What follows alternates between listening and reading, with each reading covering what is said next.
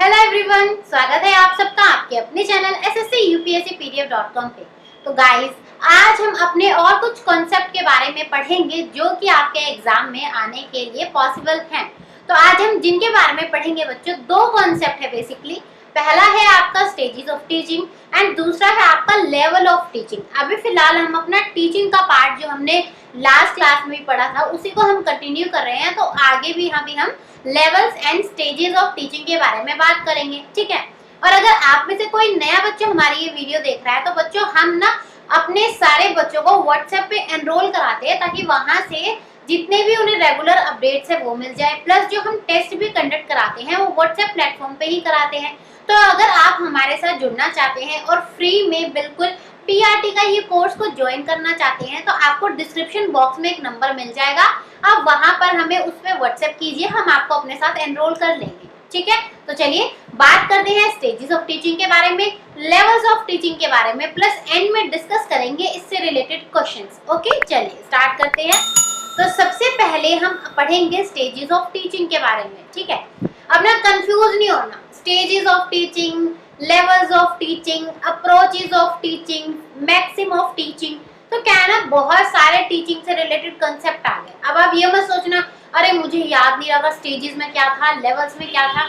आपको बेसिकली जो इनके अंदर चीजें आती है ना, आपको उनका मतलब पता होना चाहिए। ये बस एक क्लासिफाई करने के लिए नाम बता दिया, आपको वहां ये नहीं पूछेगा अच्छा बताओ कि किससे रिलेट करता है, ये स्टेजेस ऑफ टीचिंग से रिलेट करता है, लेवल्स ऑफ टीचिंग से करता है, नहीं। वहां पे पूछेंगे मेमोरी लेवल से करता है, टीचर सेंटर अप्रोच से करता है, या फिर आपके अंडरस्टैंडिंग लेवल से करता है। तो आपको इन सब चीजों में कंफ्यूज होने की बिल्कुल भी जरूरत नहीं है।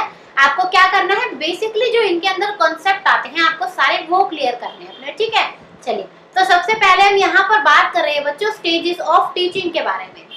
तो सबसे पहले हम ना यहाँ पे थोड़ा सा टीचिंग के बारे में जानेंगे, टीचिंग के मतलब के बारे में। आपको पता है, मैंने आपको पहले भी इसके बारे में इंट्रोड्यूस कराया था कि टीचिंग क्या है। जो चीजें मैं आपको पढ़ा रही हूँ, मैं आपको चीजें कॉन्सेप्ट क्लियर करा रही हूँ, मैं आपके साथ इंटरेक्ट कर रही हूँ, आपकी लर्निंग को कहीं ना कहीं मैं थोड़ा सा इम्प्रूव करने की कोशिश कर रही हूँ। तो आपकी ये सारी चीजें क्या आती हैं, ये टीचिंग के अंदर आती हैं। अब आप देखिए टीचिंग में कितना कुछ करना पड़ता है टीचर को पहले प्लानिंग भी करनी पड़ती है कि बच्चों को आज मुझे क्या पढ़ाना है। जैसे मैं पहले प्लानिंग करती हूँ, फिर उसके बाद मैं सोचती हूँ कौन से मेथड के थ्रू पढ़ाना है, फिर मैं क्या क्या क्वेश्चंस आपसे पूछूंगी, या फिर मैं किस तरीके से क्या अपनी मैं स्ट्रेटेजी या फिर कौन से वे से मैं आपको पढ़ाऊंगी। तो आप देखिए एक टीचर को टीचिंग यानी कि पढ़ाने के लिए कितनी सारी चीजें पहले से प्लान करनी पड़ती है। तो यहाँ से आपको क्या पता चला कि टीचिंग जो है बच्चों एक जटिल कार्य है। जटिल कार्य यानी कि ये एक कॉम्प्लेक्स टास्क है जिसमें एक टीचर को बहुत सारी चीजें करनी पड़ती है। आपको पहले से ही प्लान करके रखना पड़ता है। अगर बिना प्लानिंग के टीचिंग करोगे तो वो इफेक्टिव होगी ही नहीं। आपको हमेशा एज अ टीचर पहले से ही सारी चीजें ऑलरेडी प्री प्लान होनी चाहिए आपकी, तभी आपकी टीचिंग जो है वो बहुत बेहतर तरीके से हो पाएगी, ठीक है। अब यहाँ पे हम बात करते हैं सीधा स्टेजेस ऑफ टीचिंग के बारे में, क्योंकि आज हम उसी कॉन्सेप्ट के बारे में पढ़ने वाले हैं। तो यहाँ पर बच्चों जो जैक्सन है उन्होंने स्टेजेस ऑफ टीचिंग के बारे में हमें बताया है। उन्होंने बोला कि हर एक टीचर को पता होना चाहिए कि उसे क्लास में जाने से पहले क्या करना है, उसे क्लास में जब वो पहुंच जाए तब उसे क्या करना है, एंड क्लास खत्म होने के बाद मतलब कि जब वो पढ़ाना अपना ओवर कर दे उसके बाद उसे क्या करना है। इसी को बोलते हैं हम स्टेजेस ऑफ टीचिंग। आप स्टेजेस के साथ साथ बच्चों इन्हें फेजेस ऑफ टीचिंग बोल सकते हैं, एंड हिंदी में हम बोलते हैं इन्हें शिक्षण के चरण, ठीक है बच्चों। तो आप इन्हें फेजेस बोलिए या फिर आप इन्हें स्टेजेस बोलिए। बेसिकली इसका मतलब क्या है, पहले क्या करना है क्लास के टाइम पर क्या करना है, प्लस जब आपका टीचिंग खत्म हो गया उसके बाद आप क्या करेंगे, ये सब चीजें आपकी आती हैं स्टेजेस ऑफ टीचिंग के अंदर। और आप देखना जब भी आप एक टीचर बनोगे या फिर आप ऑलरेडी कहीं किसी प्राइवेट सेक्टर में काम कर रहे हैं तो आप इन सब चीजों से जरूर गुजरे होंगे, तो आप इनसे अच्छे से रिलेट कर पाएंगे, ठीक है। तो चलिए स्टार्ट करते हैं। पहले अच्छा स्टेजेस के बारे में पढ़ लेते हैं, कौन कौन सी स्टेज होती है। बेसिकली बच्चों आपकी 3 स्टेज होती है। पहले को हम कहते हैं प्री एक्टिव स्टेज यानी कि पूर्व सक्रिय, दूसरे को हम कहते हैं इंटरएक्टिव स्टेज यानी कि जब आप काम कर रहे हैं, और तीसरे को हम कहते हैं पोस्ट एक्टिव स्टेज यानी कि पोस्ट सक्रिय। अब प्री एक्टिव स्टेज में बच्चों क्या होता है, इसमें आप बेसिकली सारी प्लानिंग करते हैं। एक second, yes, pre active stage में क्या होता है, आप सारी यहाँ पर प्लानिंग करते हैं और फिर उसके बाद जब आपकी सारी प्लानिंग हो जाती है तो आप क्लास में जाते हैं ताकि उस प्लानिंग को आप रिजल्ट ला सके, आप उस प्लानिंग के ऊपर काम कर सके, एग्जीक्यूट कर सके। एंड द जब आपकी प्लानिंग भी हो जाती है, आपने जो चीजें सोची थी आप वो सब चीजें कर लेते हो, एंड में आप करते हो बच्चों का इवेल्युएशन। अभी मैं आपको तीनों स्टेजेस अच्छे से समझाऊंगी, बस ये आपके लिए ब्रीफ इंट्रोडक्शन है। प्लानिंग अगर आपको कहीं भी क्वेश्चन में दिख जाए तो इसका आंसर होगा प्री एक्टिव यानी कि पूर्व सक्रिय। जहां पर भी आपको दिख जाए इम्प्लीमेंटेशन या सक्रिय से रिलेटेड कुछ आपको वर्ड दिख रहा है तो वो हो जाएगा आपका इंटरैक्टिव में। और जहां पर आपकी बात होगी बच्चों के मूल्यांकन करने की, बच्चों का आकलन करने की, तो वहां पर हमेशा बच्चों पोस्ट एक्टिव यानी कि पोस्ट सक्रिय स्टेज की बात हो रही होती है। ठीक है, यहाँ तक क्लियर है? अभी तक अगर कोई डाउट है तो बताएंगे, अगर क्लियर है तो कमेंट सेक्शन में करेंगे ये वाला साइन थम्स अप की मैम मुझे सब कुछ क्लियर है। ठीक है, चलिए अब वन बाय वन हम सारे स्टेजेस यानी कि सारे चरणों के बारे में डिस्कस करेंगे। तो सबसे पहला जो है हमारा वो है बच्चों प्री एक्टिव। प्री एक्टिव यानी कि आपका जो पूर्व सक्रिय स्टेज होता है, पूर्व सक्रिय चरण, हम उसकी बात कर रहे हैं यहाँ पे। ठीक है, चलिए देखते हैं इसके अंदर क्या क्या चीजें आती हैं आपको। सबसे पहला और जो सबसे बेसिक मतलब है, इसमें आप बच्चों के लिए प्लानिंग करते हैं, यानी कि आप योजना बनाते हैं यहाँ पर कि आप क्लास में जाके क्या करेंगे। आप आज क्लास में जाके कौन सा चैप्टर पढ़ाएंगे, आप आज क्लास में जाके कौन कौन से बच्चों से क्वेश्चंस पूछेंगे, आप क्लास में आज जाके अपने बच्चों को किस तरीके से बिठाएंगे, मतलब जो भी आपकी पूरी प्लानिंग होती है वो आपकी आती है प्री एक्टिव स्टेज में। ठीक है, और यहाँ पर आप क्या करते हैं, गोल डिसाइड करते हैं, यानी एक लक्ष्य डिसाइड करते हैं कि आज आप अपनी क्लास में जब पढ़ाने जाएंगे तो आप क्या चीज अचीव करना चाहते हैं। जैसे कि आज मैं आपको पढ़ा रही हूँ तो मैंने क्या गोल सेट किया था कि आज जो है इस चैप्टर के बाद आपके levels of teaching plus stages of teaching, ये दोनों कॉन्सेप्ट आपके बिल्कुल अच्छे से क्लियर हो जाए, तो ये मेरा गोल था। ठीक है, तो मैंने क्या करा, यहाँ पर अपना एक लक्ष्य निर्धारित कर लिया। तो इसी तरीके से प्री एक्टिव स्टेज में आप प्लानिंग करते हैं, देन उसके बाद नेक्स्ट होता है कि आप एक गोल सेट करते हैं कि एज अ टीचर आज आप अपनी क्लास में क्या चीज पूरी करना चाहते हैं। लेकिन ध्यान रखना है कि वो गोल कैसा होना चाहिए, वो गोल होना चाहिए बच्चों स्टूडेंट्स की नीड के अनुसार, यानी कि छात्रों की जरूरत के अनुसार।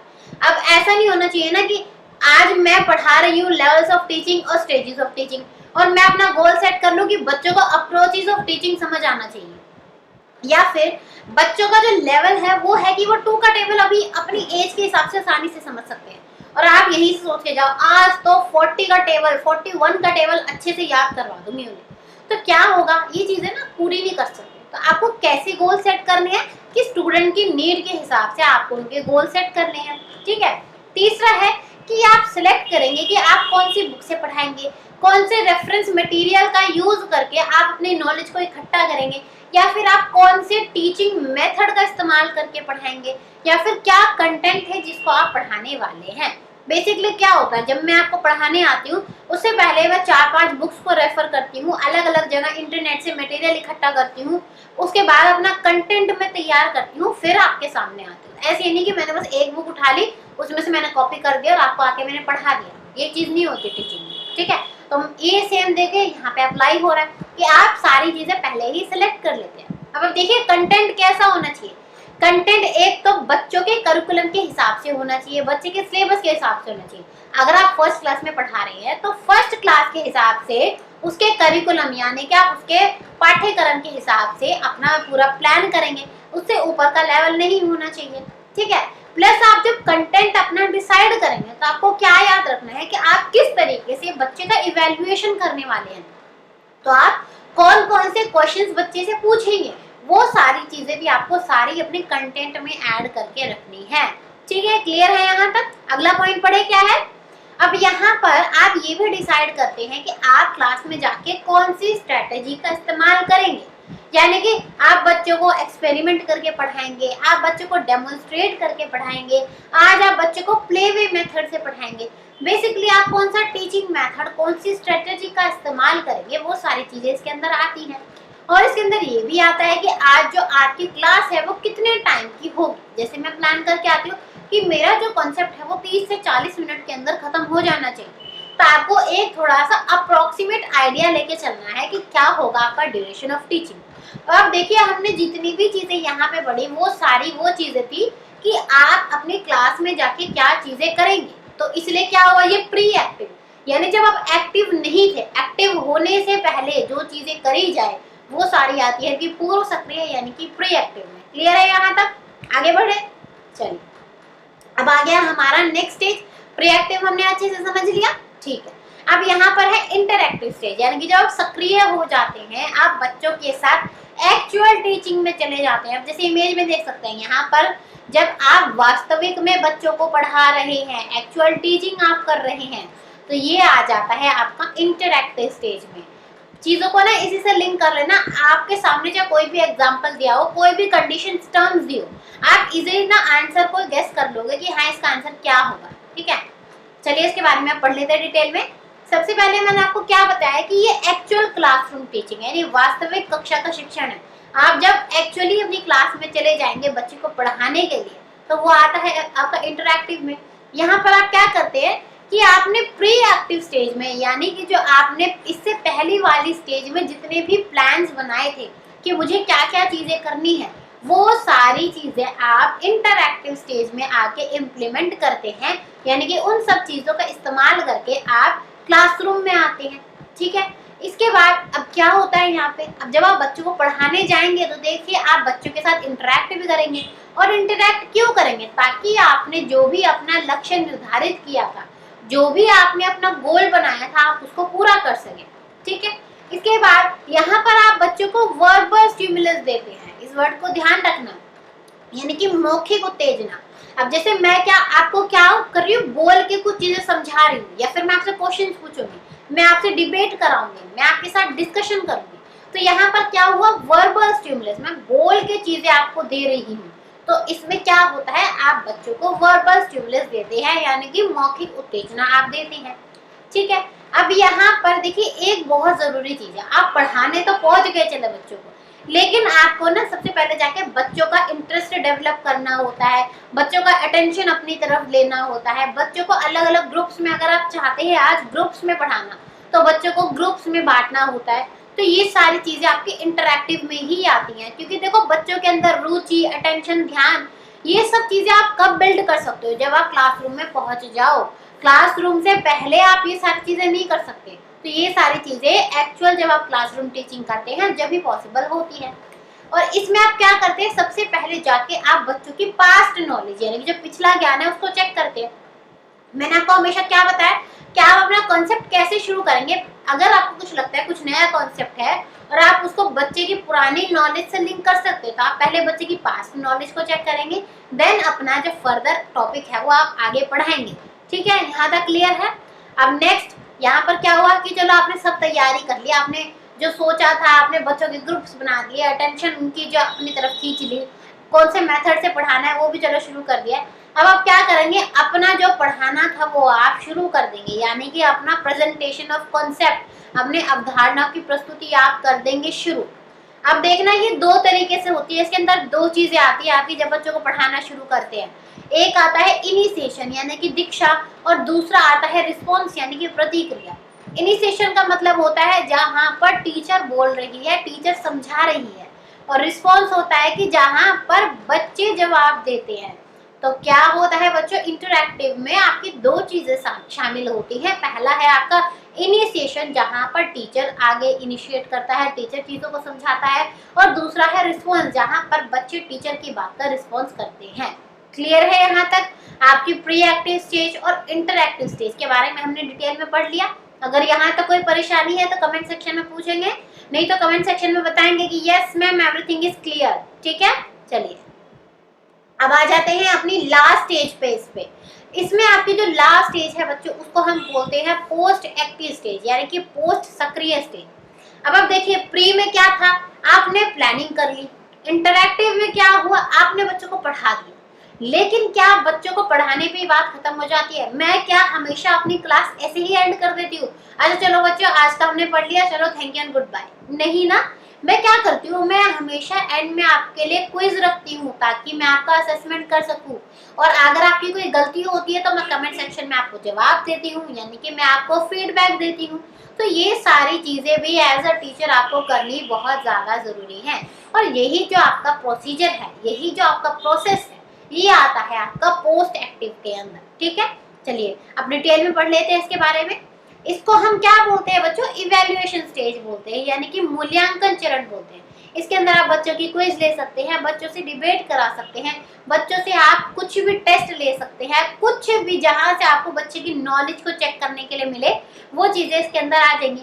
फिर इसके बाद आप क्या करते हैं? बच्चों को देखिए यहाँ पर आप फीडबैक देते हैं कि उन्होंने क्या चीजें सीखी या उनकी सीखने में क्या चीज कमी है, आप उनके लिए सुधार के लिए वो चीजें बताते हैं। देखिए यही लिखा है ना यहाँ पे कि आप बच्चों के नॉलेज में क्या गैप रह गया उसको जानते हैं और फिर सोचते हैं कि क्या बच्चे को मैं किसी और तरीके से पढ़ाऊं, किसी और स्ट्रेटजी का इस्तेमाल करके पढ़ाऊं, किसी और मेथड के यूज करके पढ़ाऊं, तो क्या बच्चे का कॉन्सेप्ट और ज्यादा अच्छा क्लियर हो जाएगा। तो यहाँ पर आप अपना भी असेसमेंट करते हैं और बच्चे का भी करते हैं। ये चीजें याद रखना, सिर्फ और सिर्फ बच्चे का असेसमेंट नहीं होता, बच्चे के साथ साथ आप अपना भी असेसमेंट करते हैं कि मुझे आज जो कमियां आई बच्चों को पढ़ाने में, बच्चों को सिखाने में, तो मुझे कल और अपने अंदर क्या इम्प्रूवमेंट करनी है कि मैं एज अ टीचर उनको और ज्यादा बेहतर तरीके से चीजें समझा सकूं। क्लियर है यहाँ तक? देखो हमने तीनों स्टेज कवर कर ली, एक बार रिवाइज कर लेते हैं। सबसे पहली थी आपकी pre active stage. Pre active stage यानी कि पूर्व सक्रिय।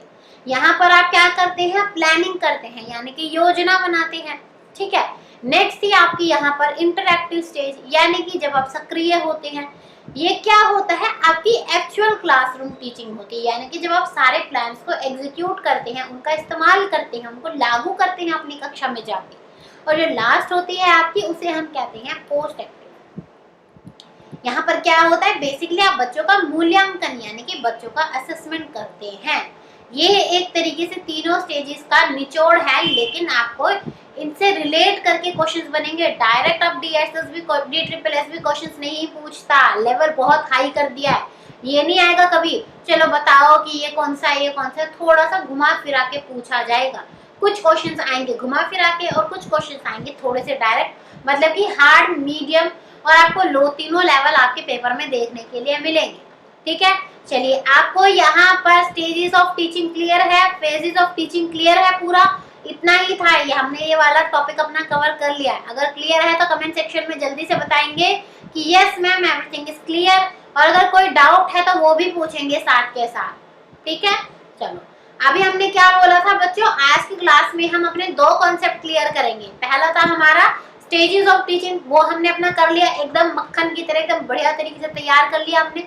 अब जो हमारा नेक्स्ट कॉन्सेप्ट है वो है लेवल्स ऑफ टीचिंग। ये भी एक तरीके से चरण ही होते हैं टीचिंग के। अब यहाँ पर आप समझेंगे कि लेवल्स में हम किस किस की बात करेंगे। देखिए जिस तरीके से हमने 3 स्टेजेस पढ़े, सेम इसी तरीके से लेवल्स भी 3 होते हैं। ठीक है, सबसे पहला होता है आपका मेमोरी लेवल यानी कि स्मृति स्तर, दूसरा होता है आपका अंडरस्टैंडिंग लेवल यानी कि समझ का स्तर, और तीसरा होता है आपका रिफ्लेक्टिव लेवल यानी कि प्रतिबिंबित स्तर। अब हम बेसिकली इन तीनों के बारे में डिटेल में पढ़ेंगे कि किसके अंदर क्या चीजें आती हैं। ठीक है, कोई डाउट तो नहीं है ना, कोई परेशानी तो नहीं हो रही समझने में? सब समझ आ रहा है ना इजिली? चलो बात करते हैं आगे। तो सबसे पहले हम जिसके बारे में बात करने वाले हैं वो है हमारा स्मृति स्तर यानी कि मेमोरी लेवल। बेसिकली बच्चों में थोड़ा सा ब्रीफ दे देती हूँ। उसमें क्या होता है, जो चीजें हमारी बस मेमोरी में स्टोर होती है। अब जैसे देखो यहाँ से क्या था, मेमोरी में से खच अपना पूरा बिल निकाल लिया, जो चीजें स्टोर थी सारी चीजें बाहर निकाल ली। तो ये चीज आपकी थोड़ा रिलेट करना मेमोरी लेवल से। अब डिटेल में पढ़ते हैं। सबसे पहले ना बच्चों एक चीज याद रखना है कि ये आपको मैंने जितने भी तीनों लेवल बताए, मेमोरी लेवल, अंडरस्टैंडिंग लेवल और रिफ्लेक्टिव लेवल, इन तीनों के एक एक नाम और हैं। तो जो मेमोरी लेवल है बच्चों, उसको हम हर्बेटियन मॉडल भी बोलते हैं। अब इसको हम क्यों बोलते हैं? क्योंकि बच्चों जो ये लेवल है वो हर्बर्ट द्वारा दिया गया था, इसलिए इसको हम हर्बेटियन मॉडल भी बोलते हैं। तो अगर आपका एग्जाम में अगर इसकी जगह मेमोरी लेवल की जगह हर्बेटियन मॉडल आ जाए लिखा हुआ, या फिर अगर आपको पूछ ले कि मेमोरी लेवल किसने दिया था, तो आपका आंसर यहाँ पर होगा हर्बर्ट। ठीक है, अब ये क्या हुआ, जो मेमोरी लेवल है बच्चों, वहां पर आपका मेमोरी तो है लेकिन मेमोरी का यूज कुछ नहीं होता, मतलब बेसिकली एकदम अपोजिट है। ये एक बिल्कुल थॉटलेस प्रोसेस है, विचारहीन प्रक्रिया है।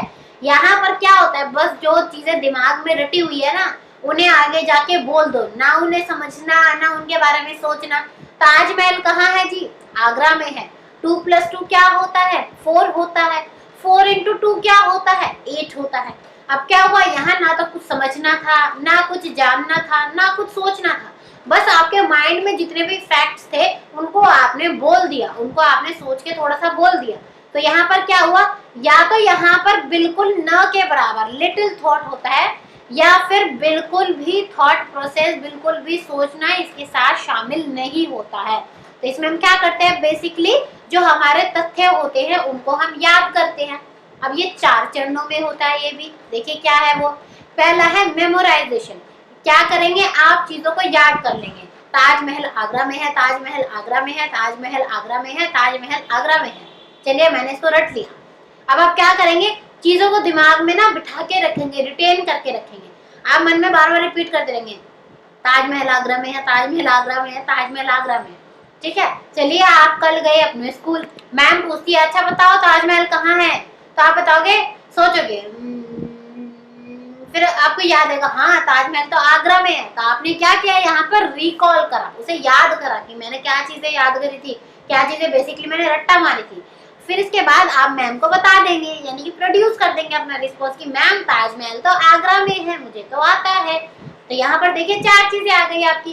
पहला आ गया मेमोराइजेशन, दूसरा आ गया रिटेन, तीसरा आ गया रिकॉल, चौथा आ गया आपका प्रोड्यूस। क्लियर है यहाँ तक? देखिए जो ये लेवल होता है ना बच्चों, वो अथॉरिटेटिव होता है, यानी कि आधिकारिक होता है। इसका मतलब यहाँ पर टीचर यानी कि जो शिक्षक होता है उसका बेसिकली राज चलता है, उसकी अथॉरिटी चलती है।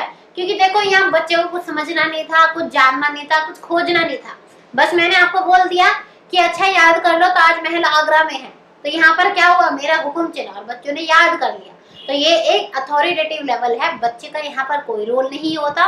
जो टीचर है वो सुप्रीम होता है, सबसे ज्यादा ऊपर होता है। अब इसमें कौन से प्रकार का मोटिवेशन बच्चे को दिया जाता है, इसमें देखो ना तो बच्चे को समझना है ना कुछ करना है। तो मैम क्या बोलेगी, अच्छा जो आज मेरे 5 सवालों के जवाब देगा उसे मैं आज 5 स्टार दूंगी। तो यहाँ पर क्या होता है, बच्चे को बाहरी रूप से, एक्सट्रिंसिक रूप से जो है मोटिवेट किया जाता है। तो अगर आपके एग्जाम में पूछा जाए कि कहाँ पर कौन से लेवल में आपका एक्सट्रिंसिक यानी कि बाहरी प्रेरणा, बाह्य रूप से प्रेरणा दी जाती है, तो आपका आंसर होगा बच्चों हर्बेटियन मॉडल या फिर आपका मेमोरी लेवल। क्लियर है यहाँ तक? ये पूरा प्रोसेस क्लियर है? अब देखो ना यहाँ से आपको जो लेवल्स ऑफ टीचिंग है ना बच्चों आपके, जो ये मेमोरी लेवल है, अंडरस्टैंडिंग लेवल है, रिफ्लेक्टिव लेवल है, ये आपके सीधा ब्लूम टैक्सोनॉमी से रिलेट करती है। क्योंकि ब्लूम टैक्सोनॉमी में क्या था, हमने अलग अलग लेवल्स के बारे में बात करी थी कि बच्चा किस तरीके से सीखता है, कैसे उसका लेवल धीरे धीरे ऊपर बढ़ता है। तो इसको जो है बच्चों लेवल्स ऑफ टीचिंग को ब्लूम की टैक्सोनॉमी से जोड़ा जाता है। तो बच्चों जो मेमोरी लेवल है वो किससे रिलेट करता है, जो ब्लूम टैक्सोनॉमी में हमने सबसे पहला लेवल पढ़ा था ना, नॉलेज, यानी कि जहां पर आपको ज्ञान होता है, रिमेम्बर करते हैं, वहां पर भी क्या था, बेसिकली आपको बस फैक्ट्स को रिकॉल करना होता था। तो यहाँ पर भी आप देखें तो आपका मेमोरी लेवल है वो नॉलेज से रिलेट करेगा। ये चीजें आपको याद रखनी है कि ब्लूम के टैक्सोनॉमी के कौन से लेवल से ये रिलेट करता है। क्लियर है यहाँ तक? आगे बढ़े अब यहाँ से, या कोई डाउट है मन में तो पूछेंगे। चलिए अब यहाँ पे ना हम कुछ सजेशंस देख लेते हैं कि अगर आप मेमोरी लेवल का इस्तेमाल कर रहे हो, इस आप तकनीक का इस्तेमाल कर रहे हो बच्चे को पढ़ाने के लिए, तो आप क्या करोगे। सबसे पहले कि आप होल टू पार्ट मेथड का इस्तेमाल करेंगे, यानी बच्चे को पहले एक ग्रुप में सिखाएंगे, फिर उसको टुकड़ों टुकड़ों के बारे में सिखाएंगे। ये वाला कॉन्सेप्ट मैं बहुत बार आपको डिटेल में पढ़ा चुकी हूँ, तो मुझे लगता है इससे ज्यादा मुझे एक्सप्लेन करने की जरूरत नहीं है कि होल टू पार्ट क्या होता है। चलिए आंसर करेंगे। एक क्वेश्चन आपके लिए, होल टू पार्ट मेथड किसने दिया था, कौन सी स्कूल ऑफ साइकोलॉजी यानी मनोविज्ञान के कौन से क्षेत्र से ये रिलेट करता है, कमेंट सेक्शन में बताएंगे सारे बच्चे, सबके आंसर चाहिए। चलिए नेक्स्ट है, यहाँ पर बच्चों को रीइंफोर्समेंट बहुत जरूरी है देना, क्योंकि बेसिकली क्या करना है, बच्चों को रट्टा मारना है। अगर उनको आप कुछ भी रीइंफोर्स नहीं दोगे, कुछ भी आप उनका सत्तीकरण नहीं करोगे, तो वो चीजों को याद ही नहीं करेंगे। तो रीइंफोर्समेंट करना यहाँ पर बहुत ज्यादा जरूरी है। तीसरा, आपको बच्चों को बार बार एक्टिविटीज को रिकॉल कराना है, यानी कि याद कराना है, क्योंकि उन्होंने क्या करा, उन्होंने चीजों को समझा नहीं है, बस ऐसा ना रट्टा मार लिया। तो आप जब तक उनको बार बार रिकॉल नहीं कराएंगे, वो कहीं ना कहीं उन चीजों को भूल जाएंगे। ठीक है, क्लियर है यहाँ तक? तो पहला हमने अपना जो लेवल है वो अच्छे से कंप्लीट कर लिया, अच्छे से बिल्कुल समझ लिया। यहाँ से कोई क्वेश्चन आएगा तो हम डेफिनेटली अपने एग्जाम में आंसर कर पाएंगे। ठीक है, चलिए आगे बढ़ते हैं। नेक्स्ट है आपका यहाँ पर अंडरस्टैंडिंग लेवल। आप अंडरस्टैंडिंग से देखिए समझ रहे होंगे, जहां पर भी आप चीजों को समझेंगे, चीजों को अच्छे से पढ़कर समझकर ध्यान से जब आप अपने दिमाग में उसको डालेंगे ना, तो वो आपका अंडरस्टैंडिंग लेवल से रिलेट करता है। चलिए इसके बारे में डिटेल में पढ़ते हैं। सबसे पहले इसको किसने दिया बच्चों? जैसे उनको हर्बर्ट ने दिया था, इसको दिया था मॉरिसन ने, इसलिए हम इसको मॉरिसन मॉडल भी बोलते हैं। अब पहले क्या था, वो तो थॉटलेस प्रोसेस था, लेकिन यहाँ पर उसके मुकाबले थॉट होता है। यहाँ पर चीजों का, दिमाग का इस्तेमाल किया जाता है, यहाँ पर सोचा जाता है, तो ये उसके मुकाबले ज्यादा थॉटफुल है। यहाँ पर आप क्या करते हैं, चीजों को, कॉन्सेप्ट को, यानी कि जो आपकी अवधारणाएं हैं उनको आप समझने की कोशिश करते हैं। बस ऐसे ही रट नहीं लिया कि अच्छा बताओ कि ताजमहल के बारे में, शाहजहां के बारे में पढ़ा, तो रटते नहीं है बेसिकली। आप पहले शाहजहां की, मुगल एम्पायर की कहानी जानेंगे, तो जब आप कहानी जानेंगे और समझेंगे तो आपको अपने आप ही शाहजहां के बारे में सारी चीजें क्लियर हो जाएंगी। तो यहाँ पर क्या हुआ, आपने सारे कॉन्सेप्ट को ध्यान से समझा। अब यहाँ पर क्या होता है बच्चों, टीचर और स्टूडेंट दोनों का कंट्रोल होता है, क्योंकि टीचर जो है वो बातों को समझा रही है और जो स्टूडेंट है वो बातों को समझ रहा है। तो यहाँ पर क्या हुआ, टीचर और स्टूडेंट दोनों आपस में इंटरेक्ट करते हैं और दोनों का ही यहाँ पर रोल होता है। क्लियर है यहाँ तक?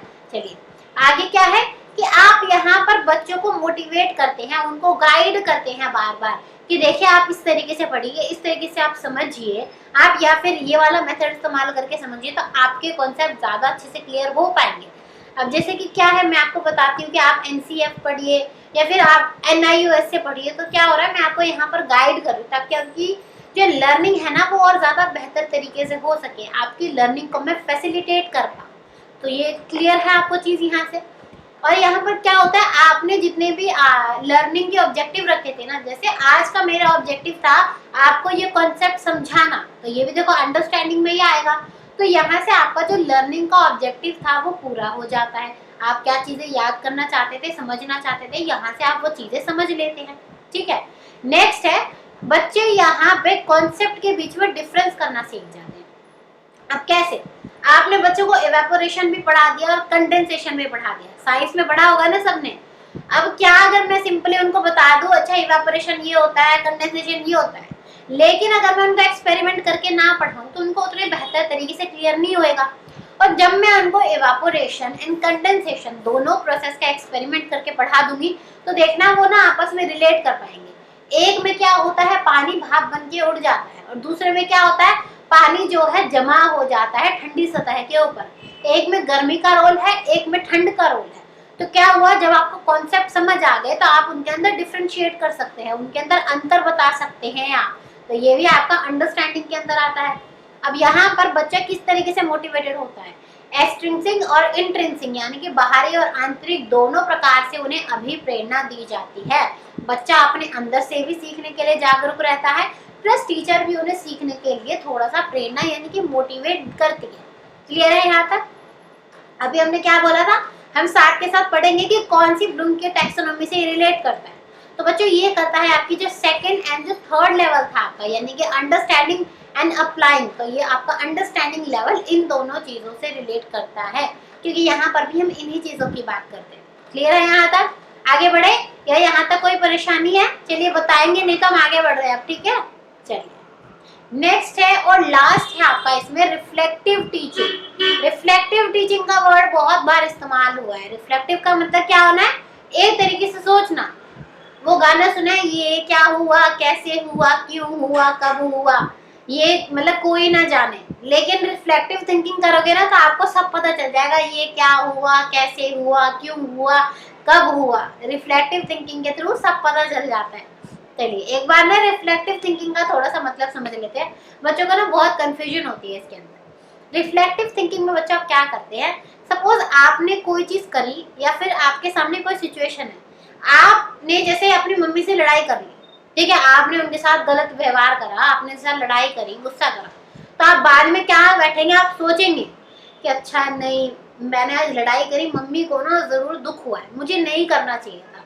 अब देखो मैंने लड़ाई तो कर ली, लेकिन अब तो मम्मी मेरे से बात नहीं करेगी, तो मैं मनाने के लिए क्या करूँगी? चलो मैं उन्हें मनाने के लिए ना एक अच्छा सा कार्ड बना के देता हूँ, लेकिन आज तो चलो मैं मना लूंगा, लेकिन आज के बाद मैं कभी मम्मी के ऊपर गुस्सा नहीं करूंगा। तो यहाँ पर क्या किया बेसिकली आपने, जो चीज आपने करी आप उसके बारे में बिल्कुल सोचते हैं, बिल्कुल पीछे चले जाते हैं कि वो चीज आपने क्यों करी, उस चीज को करने से क्या आपका इफेक्ट आया, या फिर आगे आपको वो चीज करनी है या नहीं करनी है, सारी चीजें आप सोचते हैं। जैसे ये बच्चा है, ये बता रहा है कि आप क्या चीज कर रहे हो उसके बारे में सोच रहे हो, आपने कोई चीज कैसे करी उसके बारे में सोच रहे हो, फिर आप सोच रहे हो कि क्या ये करना आसान था या फिर ये करना मुश्किल था। अच्छा चलो मैंने आज ये कॉन्सेप्ट तो पढ़ लिया, लेकिन क्या मुझे चीजें समझ आई? अच्छा चलो मुझे समझ भी आ गई, तो क्या मैं फ्यूचर में इसका इस्तेमाल कर पाऊंगा? तो रिफ्लेक्टिव में क्या हुआ, आप बेसिकली सब चीजों के बारे में सोचते हो कि चीजें कैसे काम करेंगी, ये कहलाता है आपका reflective thinking. I hope so जिन भी बच्चों को रिफ्लेक्टिव थिंकिंग में थोड़ी सी कंफ्यूजन होगी वो अभी इस टाइम बिल्कुल क्लियर हो चुकी होगी। ठीक है, आगे बढ़े अब यहाँ से इस लेवल के बारे में पढ़ ले, इस लेवल के अंदर क्या क्या आता है। चलिए, अब जिस तरीके से मैंने उनका नाम बताया था, तो बच्चों जो ये लेवल है वो हंट द्वारा दिया गया था, इसको इसलिए हम हंट मॉडल भी बोलते हैं। अब आपने क्या पढ़ा, जो सबसे पहला लेवल था उसमें बिल्कुल भी थॉट प्रोसेस नहीं था, यानी कि मेमोरी लेवल।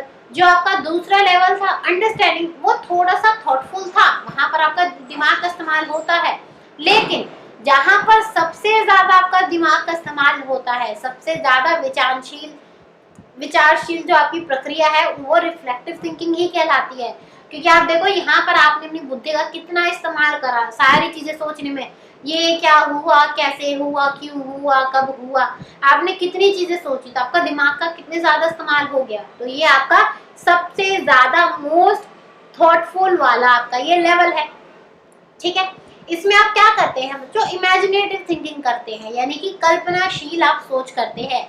आप अपने दिमाग में ही चीजों का एज्यूम कर लेते हैं, सोच लेते हैं कि ये इसलिए हुआ होगा, अगर ऐसा हो गया तो ये हो जाएगा, मैं बिना मास्क के जाऊंगा तो कहीं मेरे कोरोना ना हो जाए। मतलब आप दिमाग में ही सारी चीजें इमेजिन कर लेते हैं। यहाँ पर एक क्या होता है बेसिकली बच्चों, एक प्रॉब्लम होती है। अब आप किसी न किसी समस्या का हल निकालने के लिए सोचते हैं।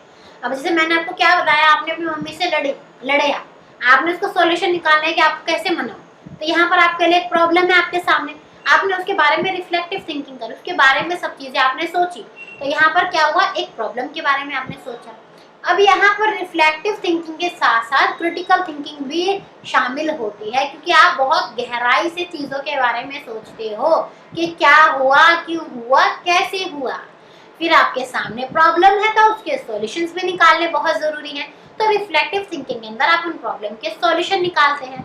और जब आप किसी भी चीज के बच्चों सॉल्यूशन निकालेंगे, आप कुछ नई चीजें सोचेंगे, तो वहां पर आपकी ओरिजिनल थिंकिंग होती है, यानी आपकी क्रिएटिविटी भी कहीं ना कहीं सामने आती है। जैसे कि आपने कुछ नया सोचा, आज मैं अपनी मम्मी को सुंदर सा कार्ड बना के इम्प्रेस करूंगा, या फिर आज मैं अपनी मम्मी के लिए कुछ अच्छा सा डिश बनाऊंगी ताकि मेरी मम्मी खुश हो जाए। तो यहाँ से आपकी ओरिजिनल थिंकिंग के लिए और सारे दरवाजे खुल जाते हैं। क्लियर है यहाँ तक?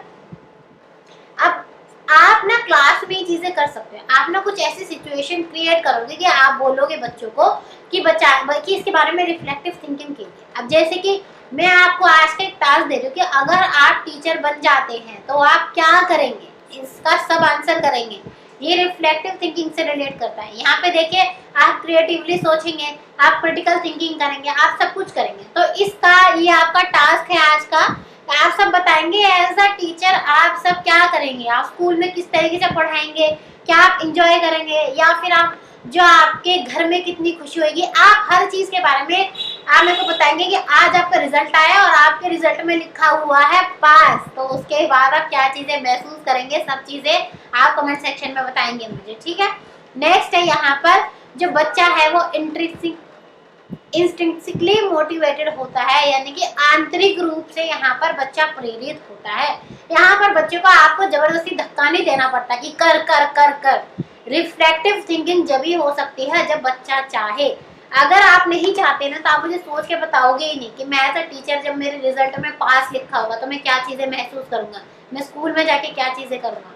जब तक आप अंदर से मोटिवेटेड नहीं हो तो आप नहीं करो। ठीक है, अब यहाँ पे देखते हैं ये ब्लूम की कौन सी टैक्सोनॉमी से रिलेट करते हैं। तो आपके जो बाकी के 3 लेवल बचे हैं जो कि हाई ऑर्डर थिंकिंग से रिलेट करते हैं ना बच्चों, ये एनालिसिस, सिंथेसिस एंड इवैल्यूएशन, ये आपकी सीधा सीधा आपके रिफ्लेक्टिव थिंकिंग से रिलेट करते हैं। ठीक है, क्लियर है यहाँ तक? सारे मॉडल्स क्लियर हो गए आपको? हमने क्या पढ़ा? सबसे पहले मेमोरी लेवल, जहाँ पर सिर्फ चीजों को रट्टा मारा जाता है, चीजें एकदम याद कर लेना, लिंक कर लेना। दूसरा है आपका अंडरस्टैंडिंग लेवल, जहाँ पर थोड़ा सा चलिए चीजों को समझ लेते हैं, रट्टा मारने से काम नहीं चलता, पेपर में फेल हो जाते हैं। नेक्स्ट होता है रिफ्लेक्टिव थिंकिंग, कि भैया अगर टॉप करना है ना तो अच्छे से पढ़ना पड़ेगा, रिफ्लेक्टिव थिंकिंग करनी पड़ेगी, हर एक कॉन्सेप्ट को बारीकी से समझना पड़ेगा। तो ये चीजें आपकी आ जाएंगी सारी लेवल्स के अंदर। ठीक है, क्लियर है? आप अभी देखिए हमने क्या बात करी थी, हम आज अपने 2 कॉन्सेप्ट पूरे करेंगे। पहला स्टेजेस ऑफ टीचिंग के बारे में पढ़ेंगे, दूसरा हम लेवल्स ऑफ टीचिंग के बारे में पढ़ेंगे। हमने अपने दोनों कॉन्सेप्ट बहुत अच्छे से और डिटेल में बिल्कुल क्लियर कर लिए हैं। अगर किसी बच्चे को कोई डाउट है तो कमेंट सेक्शन में बताएंगे, नहीं तो be ready for quiz. Yes ma'am, मैं रेडी हूँ। तो चलिए मैं आपसे कुछ क्वेश्चन पूछूंगी यहाँ पर, एज यूजुअल जो हमारा रिचुअल है। एंड में मैं आपसे कुछ करती हूँ क्वेश्चंस और आप सब करते हैं उनके आंसर्स। तो चलिए स्टार्ट करते हैं बच्चों अपना क्वेश्चन आंसर राउंड। चलिए, तो सबसे पहला क्वेश्चन है आज आपके लिए कि what are the steps involve in the pre active phase of teaching. शिक्षण का जो पूर्व सक्रिय का चरण है उसके अंदर कौन कौन से स्टेप्स शामिल हैं। आपका ऑप्शन ए है establishment of some kind of goals और ऑब्जेक्टिव, किसी प्रकार के लक्ष्य या उद्देश्य की स्थापना। Option B discovering ways and means to active these objective, इन उद्देश्यों को सक्रिय करने के लिए तरीकों की साधना और खोज करना। तीसरा है आपका ड्यूरेशन ऑफ टीचिंग, शिक्षण की विधि। और चौथा है ऑल ऑफ द अबव। आप इनमें से क्या क्या चीजें प्री एक्टिव स्टेज में बच्चों के लिए प्लान करेंगे, बच्चों के लिए आप क्या क्या करेंगे। क्लियर है? पहला क्वेश्चन तो ये रहा आपका। चलिए दूसरा क्वेश्चन है कि फॉर कंटेंट सिलेक्शन, कि आप बच्चों को क्या क्या चीजें पढ़ाएंगे, उससे रिलेटेड आप क्या चीजें दिमाग में रखेंगे। सबसे पहला कि करिकुलम के हिसाब से क्या चीज सही है, यानी कि आपके पाठ्यचर्या के हिसाब से क्या सही है। दूसरा कि बच्चे किस तरीके से उसको सीखेंगे, बच्चा किस तरीके का व्यवहार करेगा उसके बाद। तीसरा है कि बच्चे का किस तरीके से आप मोटिवेशन करेंगे, बच्चे को आप किस तरीके से मोटिवेटेड करेंगे, वो चीज सोच के भी आपको कंटेंट प्लान करना चाहिए या नहीं। और चौथा है आपका ऑल ऑफ द अबव, कि ये सारे के सारे पॉइंट्स मैम बिल्कुल सही हैं। ठीक है, चलिए एक बार नंबरिंग कर देते हैं, यहाँ पे नंबरिंग नहीं है। देखो अब ना थोड़ा सा अपना आंसर करने का ना तरीका चेंज करो। आप जिस तरीके से आंसर करते हो ना बच्चों, बहुत सारी कंफ्यूजन हो जाती है कि किसी दिन 4 बच्चे आंसर कर रहे हैं, कि अगले दिन कोई और 4 उठते, मतलब कि उनको याद आता है अच्छा मैं वो वाली क्लास देखनी थी, फिर 4 बच्चे आंसर करते हैं, तो बहुत ज्यादा कंफ्यूजन क्रिएट हो जाती है। अब से क्या करेंगे, लिखेंगे क्वेश्चन नंबर 1। जैसे सपोज कर लीजिए आपको क्वेश्चन नंबर 1 का जो भी आंसर है, सपोज जैसे सी आंसर है आपका, तो आप लिखेंगे सी एंड देन आप पूरा ऑप्शन भी मेंशन करेंगे। सिर्फ ऑप्शन मेंशन करना या फिर सिर्फ और सिर्फ आप ये सारा डिटेल मेंशन करना ये नहीं चलेगा। थोड़ा सा हमारे लिए भी आप फिजिबल करो, इजी करो चीजों को। तो ऑप्शन सबसे पहले question number, then option, then वो ऑप्शन क्या था वो चीजें आप लिखेंगे यहाँ पर। ठीक है, चलिए ये आपका सेकंड क्वेश्चन। थर्ड क्वेश्चन है आपका कि वर्बल स्टिमुलेशन, मौखिक उत्तेजना कौन सी स्टेज में दी जाती है। पहला प्री एक्टिव यानी कि पूर्व सक्रिय, दूसरा इंटरएक्टिव, तीसरा पोस्ट एक्टिव और चौथा एक्टिव। ठीक है, क्लियर है? चलिए चौथा क्वेश्चन है आपके लिए, this is the interchange between the teacher and student by initiation और रिस्पॉन्स ऑपरेशन। आपको बताना है कि कहाँ पर दीक्षा और प्रतिक्रिया संचालित करी जाती है। पहला प्री एक्टिव में, दूसरा पोस्ट एक्टिव में, तीसरा इंटरएक्टिव में और चौथा है आपका एक्टिव के अंदर। क्लियर है? चलिए नेक्स्ट क्वेश्चन, बताइए कि आप जहां पर सिर्फ और सिर्फ बच्चों को नॉलेज प्रोवाइड करना चाहते हैं वो कौन से लेवल के अंदर आता है। Option A memory level, option B understanding level, option C reflective level and option D है आपका नन ऑफ द अबव। ठीक है, question number 6, highest form of teaching learning process. सबसे ज्यादा जो आपका टीचिंग में सबसे ऊंचा मॉडल है वो कौन सा होगा। हर्बर्टियन मॉडल होगा, मॉरिसन मॉडल होगा, हंट मॉडल होगा या फिर तीनों में से कोई भी नहीं। क्लियर है? तो आपके ये सारे आपको 6 क्वेश्चंस के आंसर बच्चों कमेंट सेक्शन में करने हैं मैं बार बार रिपीट करती हूँ, जितने बच्चे क्लास देखते हैं सभी आंसर किया करो, लेकिन मेरी बात शायद स्पेसिफिकली कुछ ही बच्चों को समझ आती है, बाकी बच्चों को शायद मेरी बातें क्लियर नहीं होती, इसलिए वो कभी आंसर भी नहीं करते, ठीक है। लेकिन चलिए, जिनको मेरी बात समझ आ रही है तो आप जरूर आंसर करिए, क्योंकि देखो गाइडेंस के लिए मेरा ना थोड़ा मैंने अपने ना सोचा है कि मैं जितनों को भी पढ़ा रही हूँ ना, मैं उनको प्रॉपरली गाइड करूंगी कि किस तरीके से आपको काम करना है। तो जिनको ये चीजें माननी है मेरी बातें, तो वो आंसर जरूर करेंगे इन क्वेश्चंस का कमेंट सेक्शन में, ठीक है। चलिए बच्चों, आज का सेशन हमारा यहीं तक था। हमने अपने दोनों कॉन्सेप्ट बिल्कुल अच्छे से समझ लिए। तो अगर आपको हमारे आज की क्लास पसंद आई हो तो इसे लाइक जरूर करना, कमेंट करके जरूर बताना कि आपको क्लास कैसी लगी। मतलब कि अगर आपके पास कोई एडवाइस है, कोई सजेशन है, तो बच्चों हम हमेशा आपके सजेशन, आपके एडवाइसेस को भी वेलकम करते हैं।